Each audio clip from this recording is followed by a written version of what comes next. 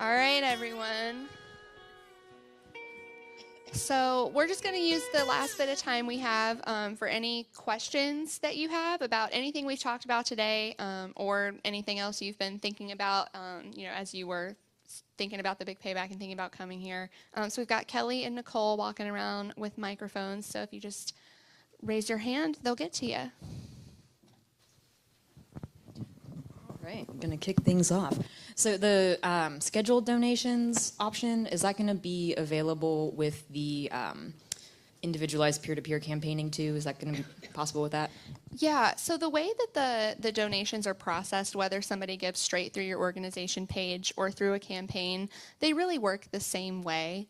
The pre-scheduled donations, as Amy said, will open either a week or maybe 10 days before the big payback starts. So you'll just be able to enter in your information, like I said, straight through the organization page or through the campaign of your choice. And then once giving opens on May 2nd, they'll start processing through the system. And one thing to clarify in that as well is for people who put in pre-scheduled donations, the system puts them in at a certain time, so they can't be guaranteed for any of those time-sensitive prizes. Hi, so I do all of our social media marketing for my organization, and we find that on Facebook, people love Facebook event pages to help them remember this date. So is there one that will be specifically for this that we can just like tie into, or should we create our own Facebook event for the big payback? So we haven't in the past done like a Facebook event for Big Payback. We do have the option on the Big Payback homepage right now to like add it right to your calendar. So whether you're using Outlook or Google or whatever calendar devices there are. But you're welcome to create your own Facebook event. I am Kelly. also happy to create one that organizations can tie themselves to. Yeah. We have one, like we have on our website, we do have a calendar of events that we use, and we put it on there. It's on our like other ways that you can get involved throughout the year page as well. But for Facebook, I guess, seeing that event and having that date in your mind for so often, I figured that would be helpful. I think that's a good question, and just thinking through it on the spot, it probably would benefit us to have the Community Foundation put that on there, because if you all decide to do any of your own personal events during the day of the big payback, then that event could, be very specific to your organization living on your page, but you can also tie yourself to the one that we're hosting. Our organization serves primarily seniors, and they are not necessarily friendly with computers always. So the option to pay or make your donation in advance, I know that exists for some of your donors. Does the Big Payback have an objection if you really sort of punch that up for your donors and say, this is our big day, but you can make your donations early? Or do you prefer we just do that quietly with donors who aren't going to be available that day? So that's up to you. We have the feature out there, and you can use it however you'd like. I think it's just really important to keep in mind that if you're going for one of those hourly prizes, Sure. the pre-scheduled ones are not eligible for those. And so that's kind of why we soft launched it last year, because we didn't want to kind of cause any of that confusion. And at its core, it's really for those folks who can't give on May 2nd. But if your donors would be more comfortable pre-scheduling, the ultimate goal at the end of the day is for them to participate in some way in the big payback. So Thanks. that's great. Amy, could you also throw in your 2 cents about how the big payback was created, though, and how we do encourage the online giving? She has a good spiel about it. I mean, we do encourage online giving. We always have, but we also have always included that option for people to give checks. They can bring them to our office. But, part of this, yes, there are going to be people that never give online, like never, for whatever reason, worried about being hacked, worried about some other variation on a theme. But part of why the Big Payback was ever created was really to help people to move to a new space. So if you think about the Big Payback in those terms of, this is really trying to promote something that this is the way the world is going. And yes, think about, we're still donor centric and still servicing donors to give in the way that they do. So there's that piece of it. But we're always trying to do, especially because we love the word gamification. The gamification piece of it is about those prizes and the excitement and seeing that number tick up. So that's what I have to say about that, I suppose. How early can you set the customized giving level? Do you have to do it the day of, or can you do it ahead of time? You can do it now. It's okay. available for you when you log in to the bigpayback.org as a nonprofit, like when you register, if you're a returning organization, or if you want to go back and make any edits to your page, like when you secure those matching funds. There's little tabs at the top. So the first one will be your donation report. And then the second one, I believe, are the donation levels. So you can go ahead and add those, and you can put up to 4, and so they're whatever you want them to be. We have suggested donation amounts, and if you don't, take the time to go fill those out, then we'll use those. But starting now, you can go in and add those. Yay! So you talked about the Facebook kind of contest with the commenting about your favorite nonprofit, and it says that you have to be registered, obviously, to win. Can you have people vote now, even though you're still updating your registration, or do you have to be registered before people start voting? So Kelly, correct me if I'm wrong, but as long as by the time the contest closes, that you're registered, then you're good to go. So just make sure you're registered before next Friday, but start your campaigning to get those people commenting. Yeah. I have a question before your question.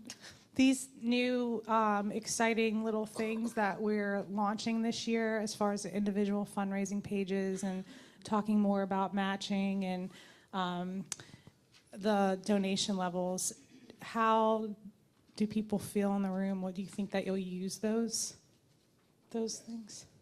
Yes. Good, good. Yay, that's what we like to hear. Thank you. Excuse me. Thanks. I was just wondering a few logistics about the fund. So is there a fee with processing the payment, and is it right that it will be issued on June 30th, and then we're allowed, I guess we're able to access the download of the information, but there's no other transfer of data, like it can't be automatically tied to our donor registration or anything, right? It'll just be an Excel. Yeah, so none of that has changed for this year for you returning folks. There are some small fees that are taken out of all of any gift that's processed through the site, so credit card donations or e-checks. I think for 2017 it came in right at like 4% per gift. The Community Foundation does not take these fees. They're not benefiting us. It's credit card fees and then Civicor for the cost of the technology. And then you can view your donor report in real time as the gifts are coming in on May 2nd. But it's important to remember that we need until June 30th to reconcile everything. There are some folks who might have entered in an extra zero or, made some kind of mistake in their donation. So it takes some time to work on all that. So your donor report that you see on the day of the big payback might look a little bit different by the time the funds are distributed on June 30th. So you can go in at any time and download that Excel sheet, and it's got all of their contact information there for you. And I think what we've historically said is by June 30th, just for those that have a June 30th year end. And the other advance, as like we are in 2018, is that we have done everything in our powers to get people set up for ACH payments to receive those gifts. So we're not calling people months after, where and why have you not cashed that big payback check that we sent you. It's just deposited directly into your account.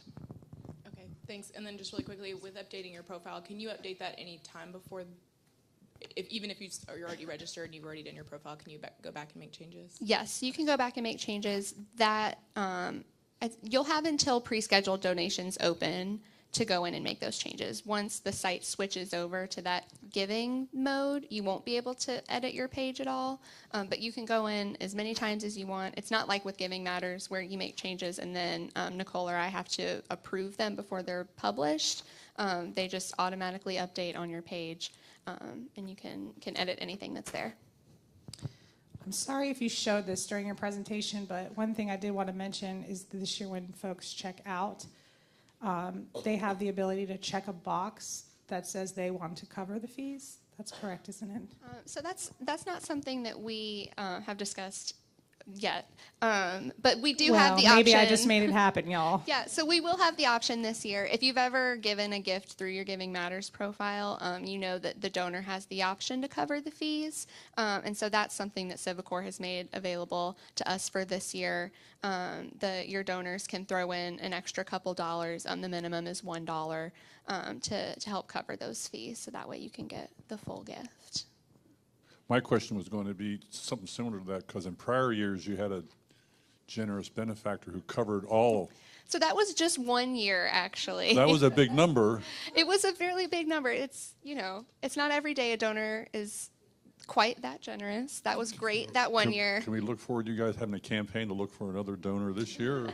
We certainly do our best. That's why. We continue to do that, but we also have to raise all that money for the prizes. And so, we wish there were people that love to write really, really big checks all the time, but that is not always the case. I think the other thing that we've talked about is that was great that year. We certainly valued that, but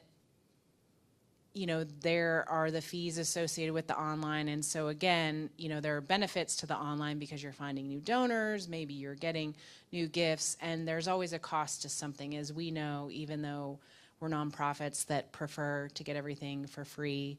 There's a cost of operating. So No, I understand all that. yeah, I know. But what did we raise last year? 6 million?